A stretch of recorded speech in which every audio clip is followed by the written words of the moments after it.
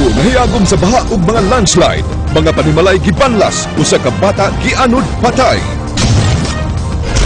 Kapulisan aduna nay suspect sa pagpatay sa usa ka 19 anyos nga babay sa lungsod sa Cebu nga kinsa gituan nga gilugos. Sugod karong adlaw, mahimo nang reklamo batok sa gikadugahan nga nagparehistro alang sa barangay elections.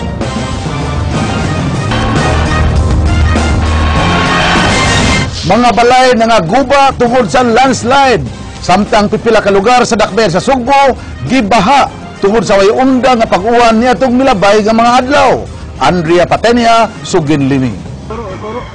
Gianghilan matud pa ang pamilyang Kaburnay human sila mihukom nga di matug niining usa nila kahigdaanan sud sa ilang panimay dinhi sa barangay Buhisan. Kung gikatulgan pa kini nila kagabi, nadatugan na unta sila niining dagkong mga bato nga midahili gikan sa bukid padung sa ilang panimay kaganihang alas 3 sa kadlawon. Matud pa, sa dihang mibunok ang kusog nga uwan kagabi, nagpadapli na lang gyud sila sa mas luwas nga bahin sa ilang panimay tungod sa kahadlok nga maglandslide ug tuod nahitabo ang ilang gikahadlukan. Nalipay bitaw ko nga kaunahon akong umaga din ang balik diri. Uy, kay balik pa. 5 kabuan taon ang bata pa niya. Nya, susan tulo sila diri da sa batang gamay. Unsaon na lang kung diri pa sila igda.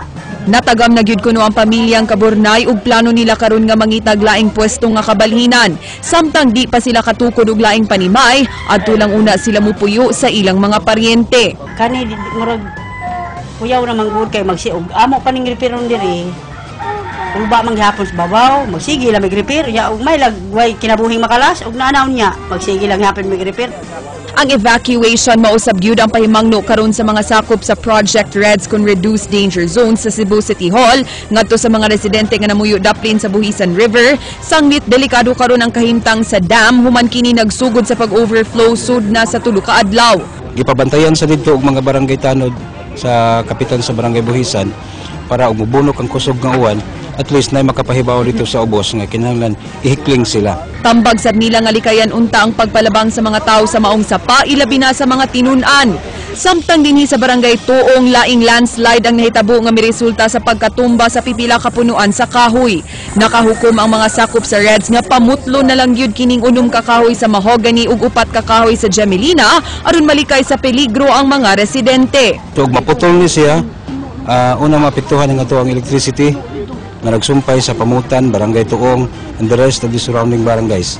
Ang maong landslide na hitabo luyura sa Tuong Integrated School mao nga mipahimangno ang mga opisyales sa City Hall nga di na lang gyud usa pa klasihan ang 2 ka grade 1 classrooms tapad sa nahitabo ang landslide. Gani atol sa among pagbisita sa classrooms, nakita namo kining nagkalain-laing mga liki nga matud pa, dugay na kunong namatikdan apan nagkaanam-anam sa pagkagrabe.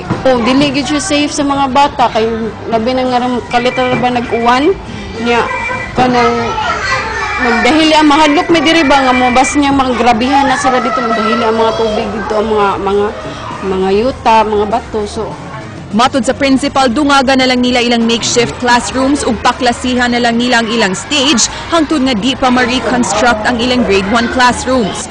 Dugang niya, dugay na niyang gipadangat ang maong suliran ngadto sa Department of Education apan naghuwat na lang sa budget gikan sa national government.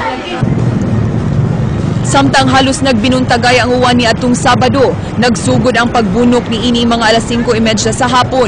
Milanat ang kapintulo ka oras nga miresulta sa pagbaha sa downtown area sa Dakbayan sa Subo. Ang Dan Colon, Hacosalem ug Junquera daw dagat ang tubig nga nagbaud-baud.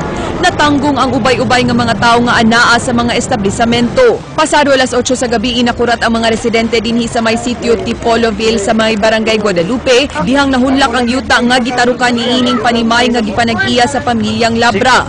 Sugod tubig. Ya, amo pa siguro tong mga tao dito nga sakta kay bigyan niya ning paril, nga kusog tubig. Kining balay ang nakakuha na lagi ng postihan, ang poste nga may simento may ilaw na. Kunwa pa kining sementadong puthaw nga poste, posibleng milahos na ang maong bay sa ubos nga bahin diin ubay-ubay sab nga mga bay ang nahimutang. Ang gipabakit murag nasa tulo supat. Pat pamilya nga mga tubuang mga bata. Nakabada isakar. Ang mga residente andam nga mupahawa sa ilang gipuy-an nga duol ra sa sapa. kira Para safety sa kuya sa kulit kita.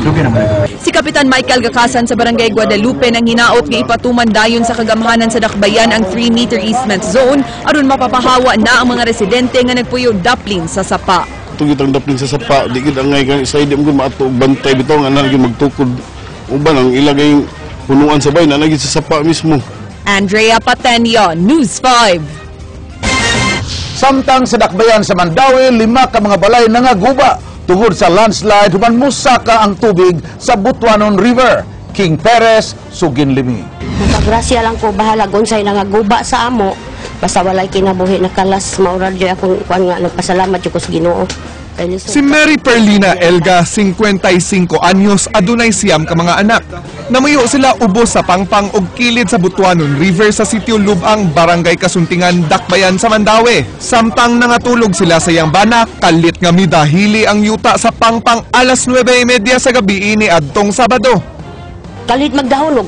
Mga nakamatngon pa mga kunduha ka nakatung akong tuaron sa upon gidam bata kay may batang gamay pa man silang kadug dire bangon pagkuan dahili man yuta gidaro man sila ini nga parador mo to nga pagbir na piit man tong usa kanas Gerson mo to gibira sa akong usa kanak ni Joker kay ugwa mabira patay man siya.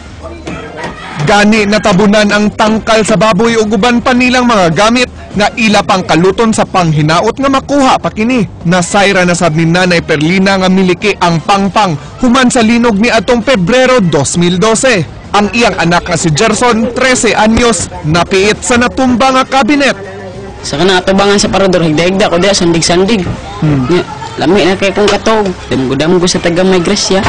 Sus pagkatiyo-tiyo natumpag bitaw. Kaya naabot na ko diri pag mata na ko abi na ko grasya ko disgrasya ang day. Hinoon mapasalamaton si Nanay Perlina nga way nasamdan o nadisgrasya sa mga naapektuhan sa landslide. Gawa sa pagdahili sa yuta sa mga dapit, kundi 5 kapamilya ang naapektuhan tungod sa landslide na obserbahan sab sa mga residente nga usa ka dakong hulga ang pagbaha sa ilang pagpamuyo. Matod ni Nanay Perlina nga mosulod sa ilang panimalay ang tubig kun moawas kining Butuanon River sa kuluyo tungod sa kusog nga uwan. Mo ginamong gikadlokan rin sir nga og mudungan dahil sa yuta niya musakag may tubig trap gid ni. Way nahimo si Nanay Perlina sa hulga sa katalagman ug magpabilin sa pagpuyo sa mong dapit tungod kay walay kabalhinan. Hinoon mo uyon siya nga mobalhin kung tagaan og relocation sa lokal nga kagamhanan. Sama ni Nanay Perlina si Marites Boro, 35 anyos ug ana ay 8 ka anak nga musugot paghawa sa panimalay kung ana ay ihatag nga kabalhinan. Matag higayon nga dunay baha, dili sila mga tulog bisan makadlawnan pa aron pagbantay sa pagsaka sa tubig. Kuan makuyawan sa Mr. Uy kay kanang muad musubi as amang balay sir. Ang kanang tubig niya mabaw mig hakot sa kanang mga gamit padung sa babaw ba kay kanang amo taas-taas sa manginasin niya law man kayo taga dili naman sa liog ang tubig ana sa mambalay jud ba. Wala namang gumilang kabalinan sir. Mentag na pa relocate ni kay okay ra min pahawa niya kaning wala man jud mi ka paingnan. Si Barangay Captain Oscar Del Castillo sa Kasuntingan ni siguro nga mahatagan og materyales para pag-ayo sa ilang mga balay. Mihangyo na si Del Castillo ni Mayor Jonas Cortez nga hatagan og relocation ang gibana-bana nga 60 ka mga panimalay sa maong dapit. Posible mo tabang ni sa mga pamilya nga na biktima bay ko lang tingali plywood dos por dos anak kato mga kuan lang na damage lang no kay ako nabantayan mga magdita kang hatag cash gid nila. King Perez, News 5. Dito sa Barangay Lumbang, lungsod sa Konsolasyon, bata nga naligo sa sapa, gianod sa baha. Dito na napalgan ang patayng lawas dinhi sa Barangay Kansaga. Juliet Hainar, Suginlimi. Patay na pag-abot sa Eversley Sanitarium Hospital kagahapon sa Uto ang 8 anyos nga batang lalaki nga si Archie Bacuba human naanod sa baha kagahapon sa buntag. Dinhinang dapita sa sapa sa barangay Kansaga nakit-an og naugat ang bata nga gikan naligo sa sapa sa ilang lugar sa barangay Lumbang, Consolacion, Cebu. Human nahawas ang bata gikan sa tubig, makita ining amateur video nga nakuha sa usa ka residente nga gipahigda ang bata daplin sa karsada nga gitabunan og dahon sa saging. Bisan sa kadaghan sa mga tawo nga nag-alirong, walay bisan usa kanila ang nidala sa hospital hangtod miabot sa lugar ang amahan nga si Arthur ug maunay midala sa hospital sakay sa motorsiklo. Nagsubay rami mi ato sa laray. Nya ato na nang langoy sila ngadto. Nya wala man nakit-ingat to. Moto nang pagbalik na mo diri na ang bata diri dako no. Ang 13 anyos kasi apod kinsa mo kuyog ni Archie sa sapa mitugan nga iya hapang giingnan nga dili maligo sa sapa apan wa siya panumbalingan ni ini. Archie nagkuha na to. Wala naman may amay ko nagko. Wala mo dyan niliwas na. Nagkuha. Ang inahan nga si Clavel mitugan sa interview sa News 5 nga kagahapon sa buntag iya hapang gisultian pagbangon ni ini nga dili mulakaw ug moadto sa sapa. Dong ay glakaw diha kay magluto ko mga unta siya o lagi ti arira ko pagkuan pagkaron pagtaod-taod na namin ningon na ibata na anod. Wa ko kahibaw nga ako to anak ya karon namin nig ari bana sa akong igagaw nga imong anak ko ni tubi. Ni mauto amo dayong giadto sa kuan laray niya wa naman jud na mo siya makit-edid to. Ko ana lang jud kay ilang hapon dong ha. Matod ni Clavel, di siya makatuo nga maol kadto ang katapusang panagkita sa iyang anak. Pagbilngis ni bunga ko niyang gikan siya eskwilahan. Ingon siya nga tit, mag-ati man to nako kay man jud ako nagdako. Nikalawat biya ko. Anong nikalawat mong kadto nga dako binagsas Ginoo wa pagkakakumpisal. Ningon siya nikalawat yung kuhuman na niya dako kay siya katawa niya. Ganina paglabay niya. Iya kong gikatawan dako kay ngisi awa yung ingnandong. Nigatawa ra siya niya ni ko igla ka jug layo siya o lagi. Gumal ako magduwa na ito. Si Archie nagtungha sa grade 2 sa Pulpugan Elementary School ug duna siya gibiyaan nga duha ka manghod nga lalaki. Julie Tainar, News 5.